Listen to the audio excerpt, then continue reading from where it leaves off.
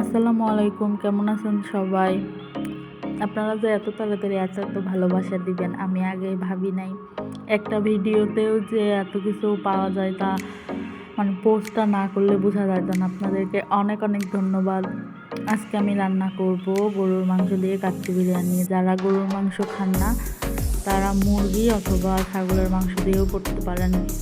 তো এখানে আমি আধা কেজি মাংস নিয়েছি, তারপরে দিলাম কাঁচা পেঁয়াজ, এরপরে দিলাম একটু গরম মশলা, তারপর আদা রসুন বাটা, এরপরে দিয়ে দেবো মরিচের গুঁড়া, হলুদ গুঁড়া, লবণ স্বাদ মতো দিয়ে দিবেন। বেশি লবণ দেওয়ার দরকার নেই, বিরিয়ানি মশলাতেও লবণ দেওয়া থাকে। তারপরে দিলাম জিরা গুঁড়া, এরপরে দেবো রেডিমিক্স বিরিয়ানি মশলা। যদি আপনার চাল কম হয় তাহলে অর্ধেকটা দিবেন, আর যদি 1 কেজি চাল হয় তাহলে পুরাটাই দিবেন। তারপরে দিলাম পরিমাণ মতো তেল। এখানে আমার 1 কাপ তেল ছিল। স্বাদটা বাড়ানোর জন্য বেশি না, হালকা একটু লেবু দিবেন, তাহলে মাংসটা খাইতে মজা লাগে। তো এরপরে এটা আমি ভালো করে মাখিয়ে আধা ঘন্টার জন্য রেখে দিব। যদি আপনাদের হাতে সময় থাকে তাহলে 2-3 ঘন্টাও রেখে দিতে পারেন, এতে করে স্বাদটা ভালো লাগবে। আমার বেশি সময় ছিল না, এজন্য আমি আধা ঘন্টায় রেখে দিয়েছি। ওদিকটা থাক, এখন আমি এখানে পেঁয়াজ বেরেস্তা ভেজে নিব। এর জন্য তেল দিলাম।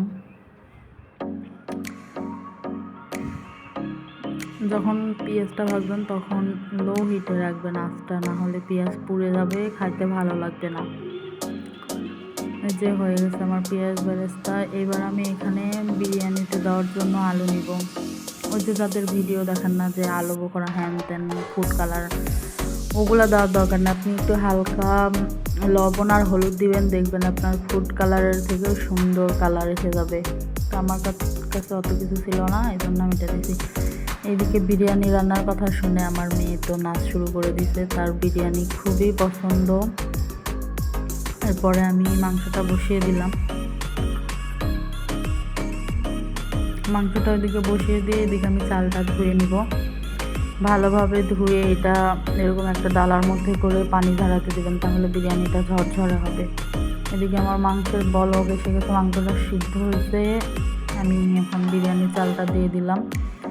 কিছুক্ষণ এটার সঙ্গে ভেজে নেবেন, তাহলে বিরিয়ানিটা ঝরঝরে হবে। এটাতে কিন্তু গরম ফুটন্ত পানি দিবেন। আমি আগেই ফুটন্ত পানি দিয়েছিলাম। এখানে আমার 3 পট চাল আছে, 3 পট চালের জন্য আমি 6 মগ পানি দিছি। তো আপনারা যে চাল যতটুকু দিবেন তার ডাবল দিবেন পানি, তাহলে সুন্দর হয়। এই যে হয়ে গেছে আমার বিরিয়ানি। এখানে আমি ফুটন্ত গরম পানি দিয়ে নিছি, কাঁচামরিচ একটু দিবেন। এই যে হয়ে গেছে আমার বিরিয়ানি, কাচ্চি বিরিয়ানি। এখন টেস্ট করার পালা। খুব মজাদার, টেস্টি। কেমন হলো জানাবেন। ধন্যবাদ।